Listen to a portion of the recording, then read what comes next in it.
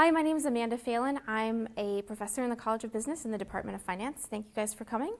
I teach one of the very large undergraduate electronic platform courses. I have about 700 students, so increasing student engagement has always been a challenge in a large enrollment asynchronous environment. And so I decided to, in fall of 2015, replace my final exam with a semester-long simulation. It's by a software company called Capsim, and they created an international business simulation called Global DNA.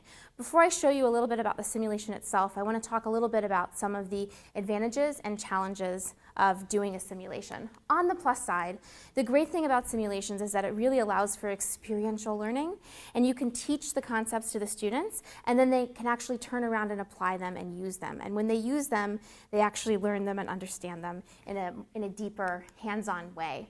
I also have my students compete in teams, which is also an advantage because in addition to learning about international business theories and concepts, they're also learning about communicating and working in teams, which a lot of studies have shown employers these days are really looking for workers who can work in a team environment. Plus, when they're competing against one another, students like to compete, and it really builds excitement and makes them think of it as being fun. Capsim also creates a really powerful peer evaluation and peer improvement tool called Teammate, which I would recommend for anybody who has group projects in their class, whether you're doing a simulation or not. You can take a look and get a demo from them. It's a really great tool. And then on the professor side, what I love about a simulation is that the students are doing a lot of work. They're sifting through data, they're figuring out what their strategies are, but then they put in the numbers, and all I have to do is I get an Excel document, and that's how I grade. And for 700 and more students, that makes things very, very easy. On the challenging side, I think one of the ironies is, we teach the so-called digital natives, but it turns out that when you present them with new technology, they get very intimidated very quickly. So it's important to overcome that challenge. And the way that you can do that is by choosing a company like Capsim that has really, really good support and also provide so much information to them about how the simulation works that you think that you're providing too much. If you think you're providing too much, you're probably providing just the right amount. One of the best things that I ask my TAs to do is to create videos walking the students through playing the simulation step by step, and then walking them through how to interpret the results of the simulation step by step so they can go back and look at those videos as many times as they want. The other challenge is ensuring that students know how to navigate team dynamics. I like to choose teams for students because the purpose is for them to get that experience and learning how to work with people that you don't know or who may be different from you, whereas opposed to choosing your best buddies to work with. You can group students in a number of ways. I choose to group them by ability, by GPA level. You could also group different majors together, different ages, any way that you wanted to do it. I also encourage students to identify problems with their teammates immediately and provide students in the syllabus with the detailed directions about how to deal with problem group members, which includes a detailed process to kick off teammates who may not be living up to the standards set by the team. And I've only had one team kick off out of 125 teams.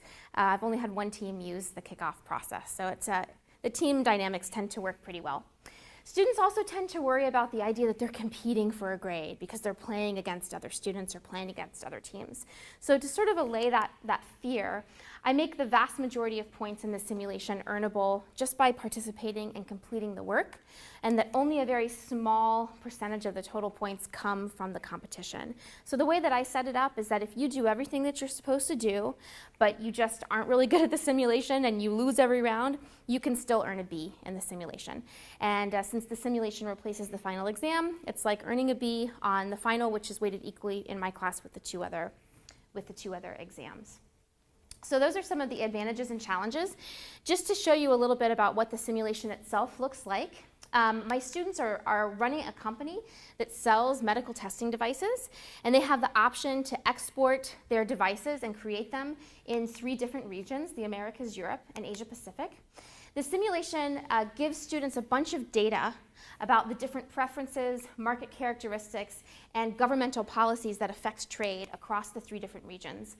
So this is everything that we talk about in international business. And so they look at all of the data in all of the 3 markets, and then they make decisions in their 4 company departments about how to sell their products, and then they compete. So this is their homepage where they get their key performance indicators. They get articles and information that help them figure out how to do the simulation. Then they create their product using all of the data down here about the different markets. In the R&D department, they create their products, and then in the marketing department, they price their products and advertise their products.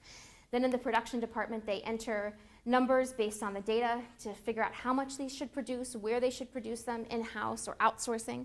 And then they get all of their financial data where they can issue stock or long-term debt and move things around to make sure that they end up in the black instead of in the red.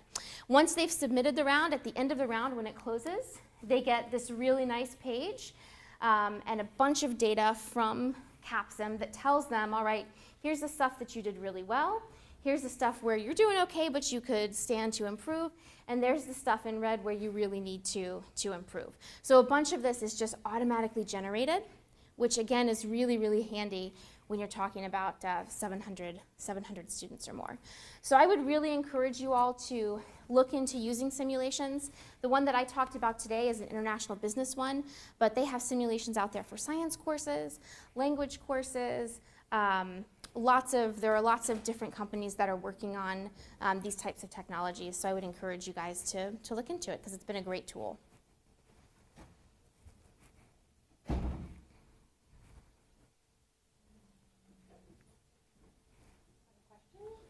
Yes? Is it this company that makes other simulations as well, or is it different companies doing?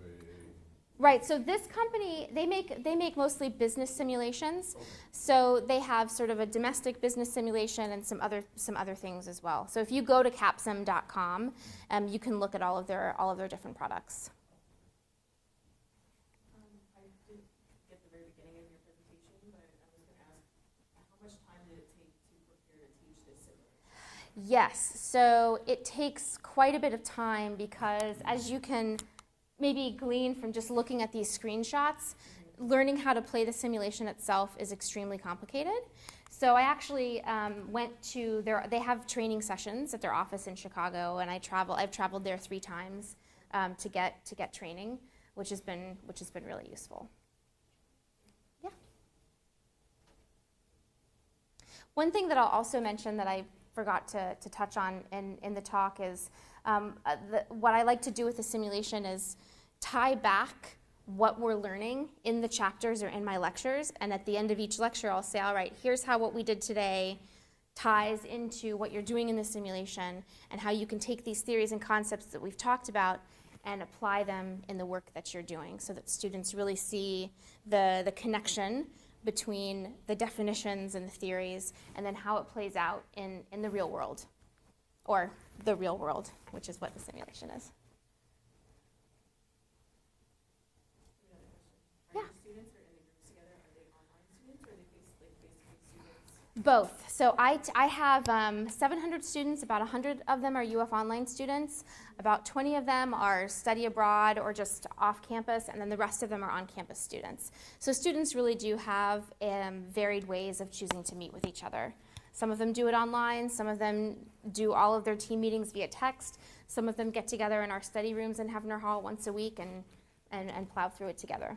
And do you find that they do plenty of interaction without you requiring them to shift through the discussions and stuff? Yeah, so I also have a peer evaluation system built in that I use that's in Capsim, and it's not just hey, do you think your teammates did well? It's really specific questions, and you can rate yourself and your other teammates. So the peer evaluations really kind of help keep the free writing down.